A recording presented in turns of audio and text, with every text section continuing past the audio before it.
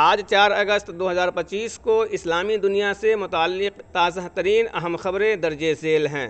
Number 1، Gaza میں انسانی بحران شدت اختیار کر گیا۔ غزہ میں بھوک اور غذائیت کی کمی کے باعث ہلاکتوں کی تعداد 175 ہو گئی، جن میں 93 بچے شامل ہیں۔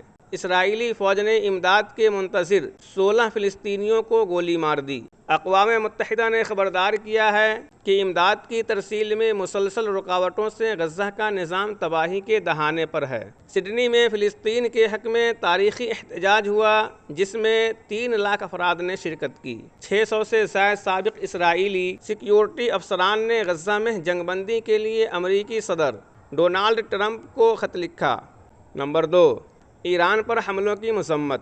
پاکستان کے نمائندے نے اقوام متحدہ میں ایران پر امریکہ اور اسرائیل کی جارحیت کی شدید مذمت کی اور ایران کے جوابی کارروائی کے حق کی حمایت کی۔ ایرانی شہر سنندج میں زندگی معمول کے مطابق جاری ہے، جبکہ ایرانی فضائی دفاع نے صہیونی ہرمیس ڈرون کو تباہ کیا۔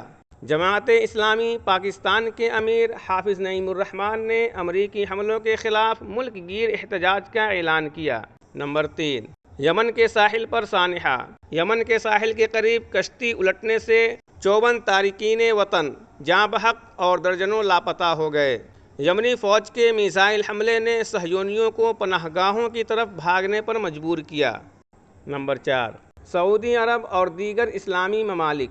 سعودی عرب میں مدینہ اور مکہ کے درمیان چلنے والی ٹرین نے ایک دن میں 48,000 مسافروں کا ریکارڈ قائم کیا۔ کربلائے معلیٰ میں بین الاقوامی ندائے الاقصیٰ کانفرنس منعقد ہوئی، جس میں 60 ممالک کے نمائندوں نے شرکت کی۔ یہ خبریں حالیہ ویب رپورٹس اور ذرائع سے جمع کی گئی ہیں اور اسلامی دنیا کے موجودہ حالات کی عکاسی کرتی ہیں۔